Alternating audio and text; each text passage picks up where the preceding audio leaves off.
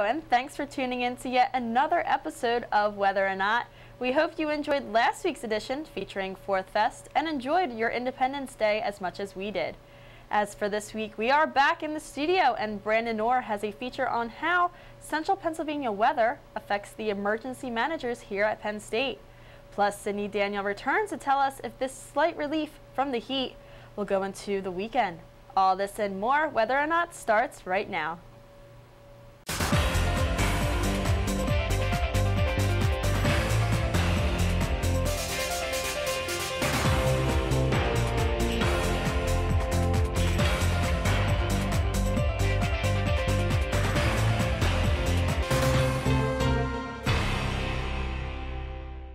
Hello, and thanks again for tuning in to this week's episode of Whether or Not. I'm your host, Jackie Lyer. And I'm your forecaster, Sydney Daniel. Well, Sydney, this past weekend I was in Florida, and I came back earlier this week, but the temperatures there were actually cooler over the weekend there than here back in central Pennsylvania. But as we start into this week, the heat and humidity diminished. So is that going to continue into this weekend? Well, yeah, that's true. What we saw is a front move through, and we had some cooler Canadian air drop in. We didn't see any precip because there is a stalled front to our south.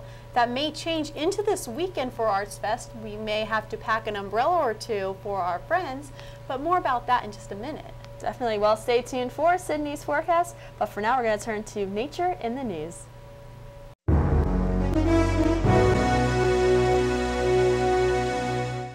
New research performed by scientists at Duke University and California State Polytechnic University at Pomona found salty, mineral-rich fluids deep beneath Pennsylvania's natural gas fields, which are likely seeping upward into drinking water supplies.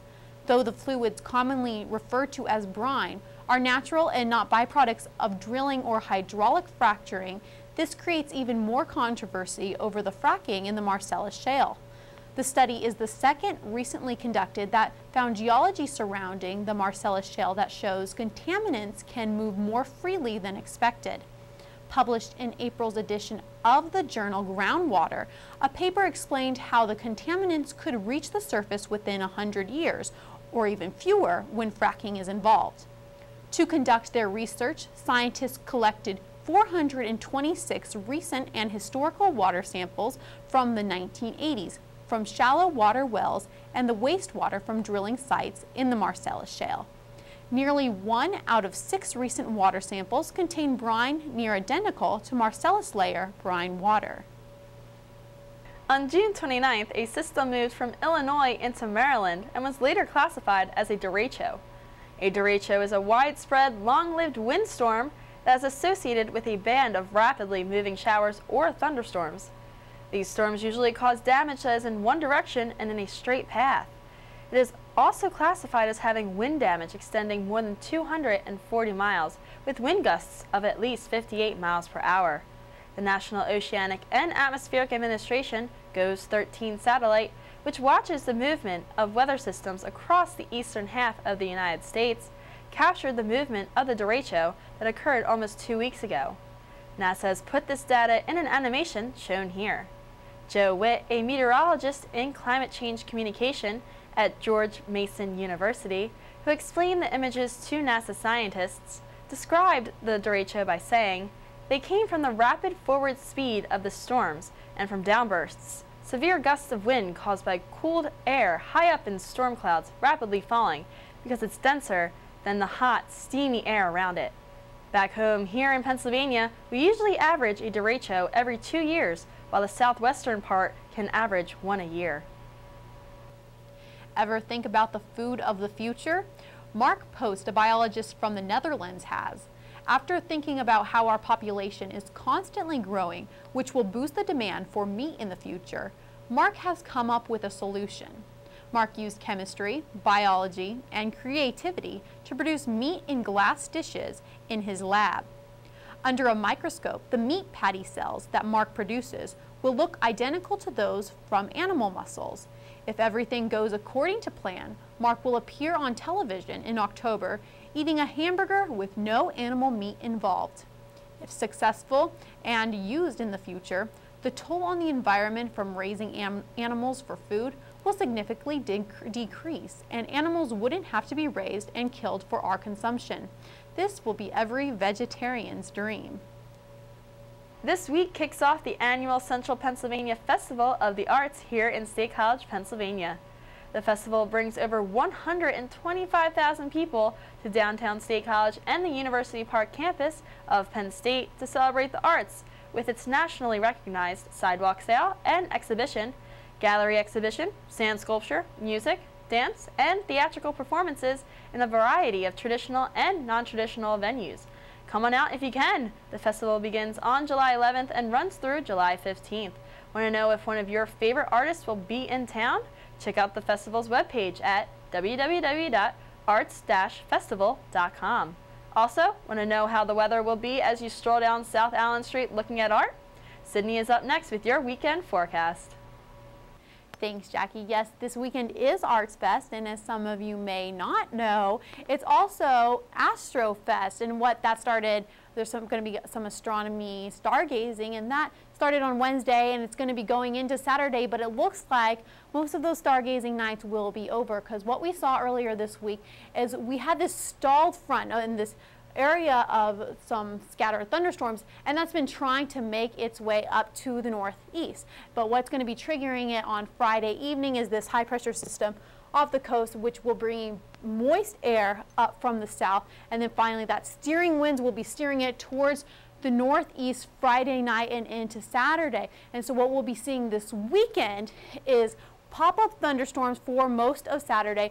Our jet up towards the north will have a little bit of cooler air filtering in, and as that frontal system passes, it will be capping the temperatures near that 80-degree mark. But for Friday, what we're looking at is passing clouds for most of the day, and those pop-up thunderstorms and that front not passing until later in the evening. We have a high of 83 degrees, again passing clouds, but when we get into those overnight hours, we see a low of 63 degrees and that chance of thunderstorms as that system makes its way to the northeast. And for Saturday, we will be seeing partly cloudy conditions with those thunderstorms making an appearance for most of the day. A high of 80 degrees, a little lower than what we saw the day before. And as we get into Saturday evening, we'll see those pop-up thunderstorms still continuing, a low of 65 degrees, but that will be leading us into Sunday, which should be mostly cloudy conditions. There will still be a chance of a pop-up thunderstorm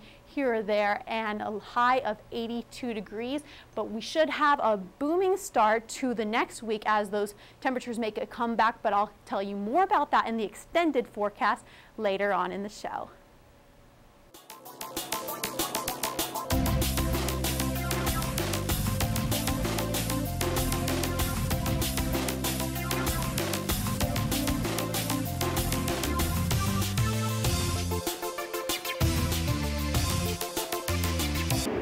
Every day, teams of individuals work day in and day out to help keep you and your family safe, but they hardly get noticed.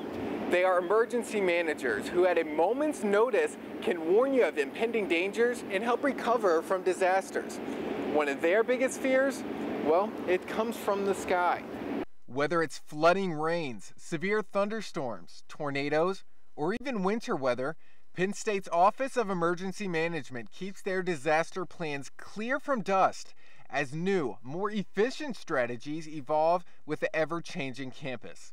A close partnership exists with the National Weather Service, where updates are given on even the slightest weather threat. When these threats turn into a reality, emergency managers like Brian Bittner take action by distributing the latest information through several outlets. Through governmental emergency management, you can always access the emergency broadcast system and go ahead and put your alerts out through local radio, television, and now, of course, we have the ways of doing through the internet. In addition, officials are taking advantage of cell phones, specifically in regards to texting. The PSU Text program sends immediate alerts from campus to its subscribers via a short text message with updates for various weather threats. Last year, actually, we did the first ever weather notice for a thunderstorm that was coming through during move-in. It was a very large storm. We had a lot of people that were out in the open, and we felt the need to go ahead and send the PSU Text out and let them know that this large storm was coming through. This high-resolution radar image of the storm shows the heavy rainfall as it pushed towards State College from the west, just before 1 o'clock on that August afternoon. Shortly after, Penn State officials released the alert through their texting system that went out to 90,000 cell phones and emails. Even 250,000 Facebook fans of Penn State get the alert. The message read, "Severe weather has potentially damaging wind and hail. Shelter indoors until the storm passes." Thankfully, nobody was hurt, but Center County Emergency Communications tell us several reports of downed trees were reported through their 911 system as the storm blew through. Although there is no way to gauge just how effective these communications efforts are, officials from the Office of Emergency Management think they have been quite successful with the public taking the weather notifications seriously. Despite this, Brian and his team continue to look for ways to improve. One of the things we're researching right now is an audio notification. People would know them as the classic tornado sirens, different things like that. And we're trying to determine whether or not that's a path that we want to go down and see if we just want to add one extra layer to Penn State University. But emergency management can only do so much. It is up to you, the public, to take the appropriate action. Pay attention to the weather. Listen to the radio. Radio announcements will be made.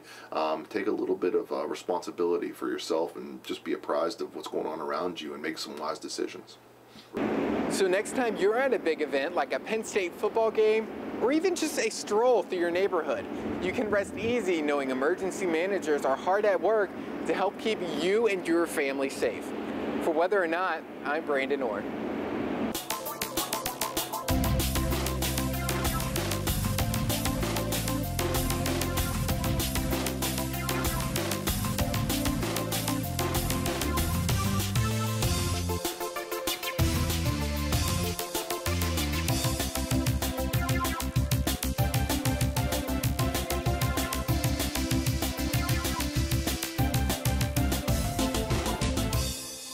Thank you, Brandon, for that information on emergency management and how weather affects it here in central Pennsylvania.